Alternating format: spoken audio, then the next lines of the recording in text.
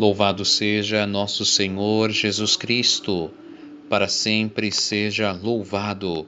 Um bom dia, uma feliz e abençoada terça-feira, dia 6 de outubro. Aqui quem vos fala é o Padre Fabiano Schwank Colares, pároco da paróquia de Nossa Senhora da Conceição em Porto Alegre. Gostaria de te oferecer uma palavra de fé, de paz e de esperança, e para isso te convido a iniciarmos o nosso dia em oração. Em nome do Pai, e do Filho, e do Espírito Santo. Amém. E eu desejo que a graça e a paz de Deus nosso Pai, e do Senhor Jesus Cristo, que é a alegria de nossas vidas, estejam convosco. Bendito seja Deus que nos reuniu no amor de Cristo. Que essa paz e essa alegria entrem na tua casa, no teu carro, no teu caminho para o trabalho, no teu local de trabalho. Que esteja sempre junto a ti. E juntos nós invocamos o Espírito Santo para que nasça em nós o homem do alto, para que nós nasçamos para o alto, para que estejamos com os olhos fitos no céu, no nosso destino. Vinde, Espírito Santo, e enchei os corações dos vossos fiéis, e acendei neles o fogo do vosso amor. Enviai o vosso Espírito, e tudo será criado, e renovareis a face da terra. Oremos. Ó Deus, que instruístes os corações dos vossos fiéis com a luz do Espírito Santo, fazei que apreciemos retamente todas as coisas segundo o mesmo Espírito, e gozemos sempre da sua consolação. Por Cristo, Senhor nosso. Amém. E ouçamos, irmão e irmã, o Evangelho deste dia, que é de São Lucas, capítulo 10, versículos 38 a 42. Que o Senhor esteja convosco. Ele está no meio de nós. Proclamação do Evangelho, da Boa Notícia de nosso Senhor Jesus Cristo, segundo Lucas. Glória a vós, Senhor. Naquele tempo, Jesus entrou num povoado, e certa mulher de nome Marta recebeu-o em sua casa. Sua irmã, chamada Maria, sentou-se aos pés do Senhor e escutava a sua palavra. Marta, porém, estava ocupada com muitos afazeres. Ela aproximou-se e disse: Senhor, não te importas que minha irmã me deixe sozinha com todo o serviço? Manda que ela me venha ajudar. O Senhor Jesus, porém, lhe respondeu: Marta, Marta, tu te preocupas e andas agitada por muitas coisas, porém, uma só coisa é necessária. Maria escolheu a melhor parte, e esta não lhe será tirada. Palavra da salvação. Glória a vós, Senhor. Maria escolheu a melhor parte, e esta não lhe será tirada. Permaneceu aos pés do Senhor. Nós sabemos, irmão e irmã, da importância de Marta e Maria, e que ambas se completam, para que Maria ficasse aos pés de Jesus contemplando-o e ouvindo-o. É verdade que Marta precisava estar na cozinha trabalhando para poder servir algo para este hóspede tão ilustre. As duas se completam, sem dúvida alguma. Mas no dia de hoje nós acentuamos um pouquinho mais a dimensão de Maria, porque esta Maria representa uma vocação, um estado de vida na nossa igreja, na nossa família católica, aqueles homens e mulheres que se encantam tanto com o Senhor Jesus, que entram numa sintonia com Ele, que, diferente de outros que querem fazer o que Jesus fazia, que querem viver como Jesus vivia, estes querem viver olhando para Jesus, estão encantados com Ele, querem ouvi-lo, querem falar com Ele, querem estar com Ele e somente com Ele. Não é um amor egoísta, pelo contrário, é um amor que se desapega e se desprende de tudo o mais para ter somente a Ele como centro. É a vivência máxima do primeiro mandamento da lei de Deus. E aqui, desta contemplação, essas pessoas enchem-se de Jesus e podem transmiti-lo ou transbordar de si para aqueles que se aproximam delas, que vêm buscar nelas alguma orientação. E é nesse divino diálogo, neste estar constantemente voltados para o céu, que eles nos lembram a nós que não podemos ou que não fomos chamados a esse estilo de vida, que existe um algo além do que nós vemos aqui nessa terra, que existe uma satisfação, um gozo, uma alegria para além daquilo que nós estamos acostumados. Eles são para nós um sinal escatológico, ou seja, que aponta para além. E quem são esses? Os contemplativos. E por que estamos falando dos contemplativos, dos monges e das monjas? Porque hoje é dia de São Bruno, o fundador da Ordem dos Cartuchos, que é a ordem mais rígida da nossa igreja. Uma ordem fundada ali pelo século XI, XII, que tem cerca de 900 anos e que nunca sofreu nenhuma reforma no seu estatuto ou no seu estilo de vida. Todas as outras ordens religiosas antigas de nossa igreja foram reformadas, atualizadas. Agora, São Bruno não. Os cartuchos são iguaizinhos como ele fundou lá naqueles anos de 1100. Até hoje, eles vivem da mesma maneira como Bruno viveu. São Bruno era de uma família poderosa, riquíssima, nobre, na Alemanha, nasceu em Colônia e no coração sentiu uma atração tão grande para as coisas de Deus que foi viver junto dos monges de Solesmes, na França, num ermo, junto de São Roberto, um outro grande santo que era o abade deste mosteiro de Solesmes. Mas ainda assim Bruno sentia que Deus queria algo diferente dele. Então ele vai para um lugar mais retirado, um vale solitário, e lá ele funda a Cartucha. Era um local que já se chamava assim nos Alpes. Em 1078, num dia 15 de agosto, dia da Assunção de Maria, ele inicia uma família religiosa totalmente consagrada à Virgem Maria e afastada de todo e qualquer fato, acontecimento que pudesse atrapalhar a sua contemplação do sagrado. É uma vocação mística, diferente do que nós estamos acostumados. Ele vem a falecer, é verdade, no dia 6 de outubro, justamente no dia de hoje, que nós lembramos São Bruno. Os escritos dele são belíssimos, belíssimos.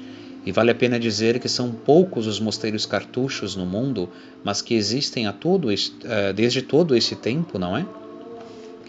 E que no Brasil e de toda a América Latina, o primeiro mosteiro cartucho está aqui perto da nossa Santa Maria, em Ivorá. Eu tive a graça de conhecer este lugar, um pequeno pedaço de paraíso, em um lugar onde os monges não costumam receber muitas visitas, porque eles vivem voltados para a oração e o trabalho manual que sustenta o seu mosteiro. Tem a característica de serem amantes do silêncio. Nunca ou quase nunca conversam, nem mesmo entre si. Sempre em silêncio, sempre num clima de oração.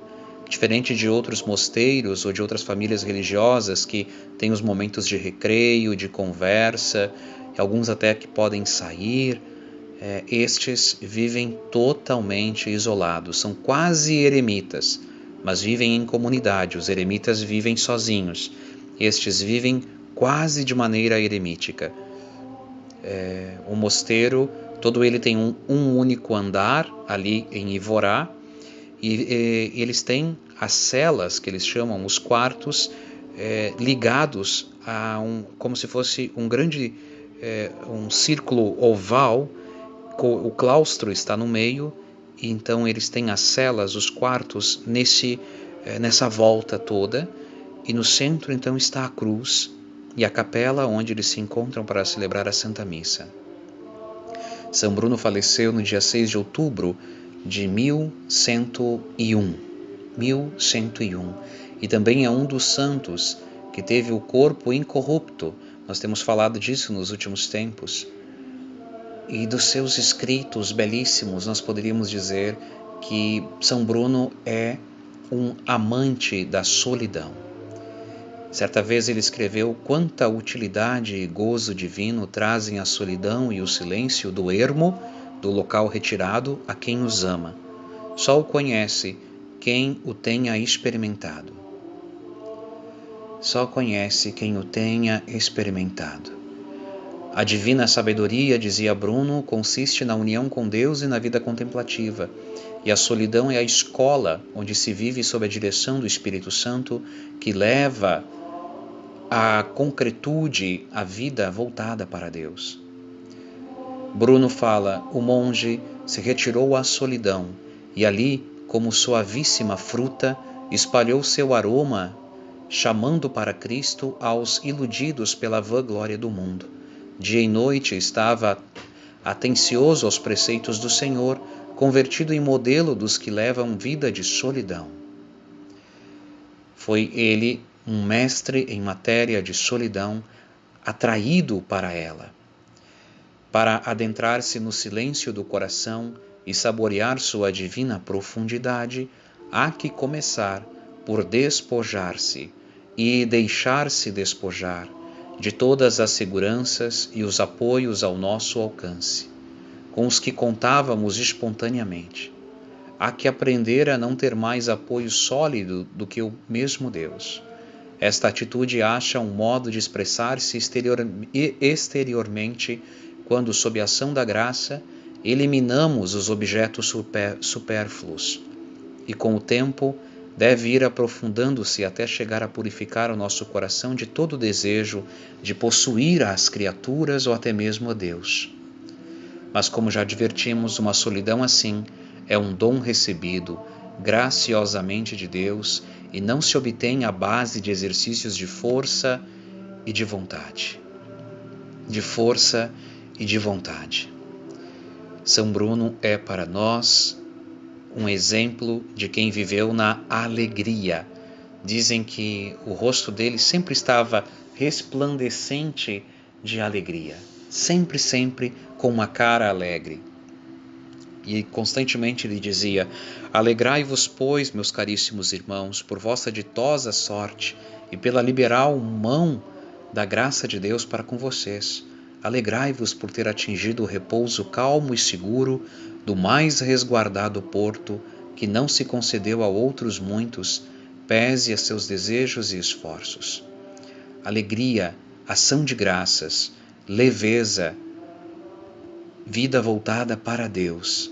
Essas são as características dos monges cartuchos, que rezam dia e noite por nós, que levantam-se de madrugada para interceder pela humanidade, no chamado ofício das trevas, para que o mal não se apodere dos corações.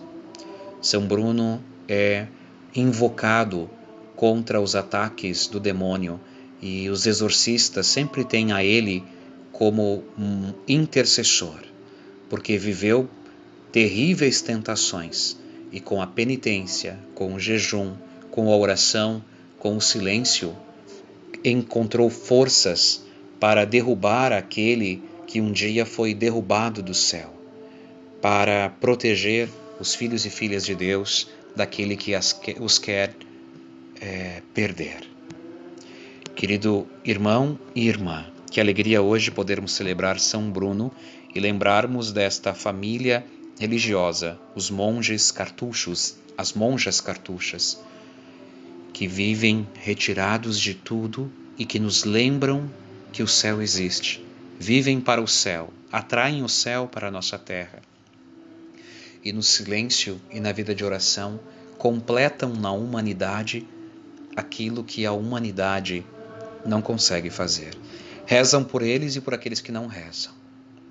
E como tem muitos que nos dias de hoje não rezam, Com certeza os monges cartuchos têm muito, muito trabalho.